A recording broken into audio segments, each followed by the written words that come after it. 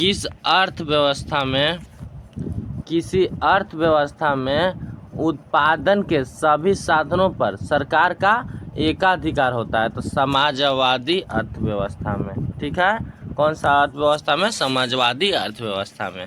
Clear हुआ?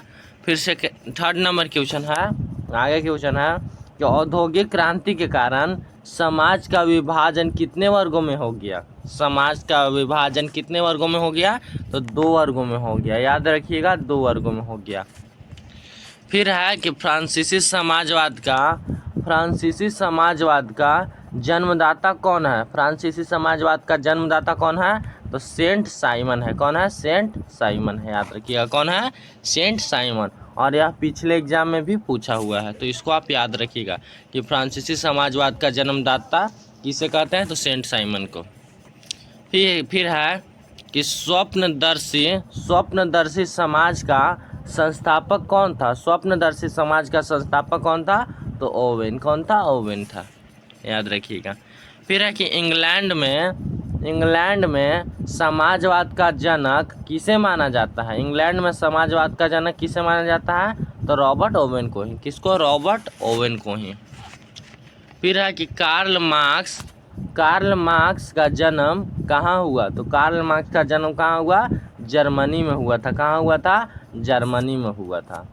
आगे question है कि प्रथम इंटरनेशनल की स्थापना कहाँ हुई थी? प्रथम इंटरनेशनल की स्थापना कहाँ हुई थी? तो लंदन में हुई थी। कहाँ? लंदन में हुई थी। आगे फिर है कि समाजवादी घोषणा पत्र किसने प्रकाशित किया? समाजवादी घोषणा पत्र किसने प्रकाशित किया? तो मार्क्स याद रखिएगा खाली। समाजवादी घोषणा पत्र का प्रकाशन किसने किया? तो मार्क्स ने। फिर आगे है कि समाजवादी घोषणा पत्र कब प्रकाशित हुआ? समाजवादी घोषणा पत्र कब प्रकाशित हुआ? इसका आंसर हो जाएगा 1883 में। कब? 1883 में। फिर है कि 1919 में तृतीय इंटरनेशनल की स्थापना कहाँ हुई थी? 1919 ईस्वी में तृतीय इंटरनेशनल की स्थापना कहाँ हुई थी? तो मॉस्को में हुई थी। कहाँ हुई थी? मॉस्को में। याद रखिएगा, कोई दिक्कत आपको नहीं होगा। कहाँ हुई थी? तो मॉस्को में हुई थी। इसको हाईलाइट कर दे रहे हैं। फिर आगे क्वेश्चन है कि वर्ग संघर्ष के सिद्धांत की व्याख्या किसने की? वर्ग संघर्ष के सिद्धांत की व्याख्या किसने की? तो कार्ल मार्क्स ने। किसने? कार्ल मार्क्स ने की थी। फिर क्वेश्चन है कि कम्युनिस्ट मैनिफेस्टो का स्थापना कब हुआ? कम्युनिस्ट मैनिफेस्टो का स्थापना कब हुआ? तो सन 1848 में हुआ था। कब हुआ था? सन 1848 में हुआ था। आगे है कि अंतर्राष्ट्रीय मजदूर दिवस कब मनाया जाता है? तो अंतर्राष्ट्रीय मजदूर दिवस 1 मई को मनाया जाता है। कब मनाया जाता है? 1 मई को मनाया जाता है।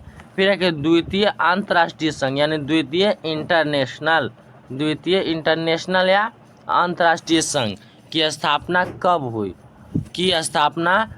तो 1889 में हुई थी। कब हुई थी? 1889 में। याद रखिएगा। फिर है कि प्रथम अंतर्राष्ट्रीय संघ कब स्थापित हुआ? प्रथम अंतर्राष्ट्रीय संघ कब स्थापित हुआ? तो 1864 में। कब? 1864 में। और है आगे कि दास कैपिटल किसकी रचना है? दास कैपिटल किसकी रचना है?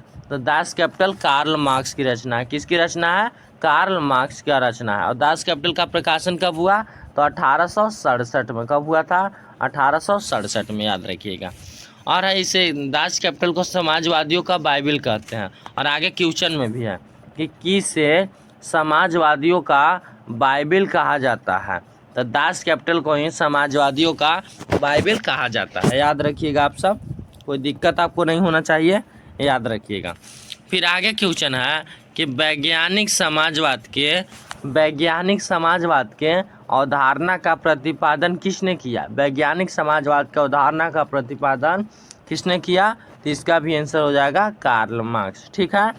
आगे है कि दास कैपिटल का प्रकाशन किस वर्ष हुआ। दास कैपिटल का प्रकाशन किस वर्ष हुआ, तो 1867 में, जो कि हम आपको बता दिए कब हुआ, तो 1867 में हुआ।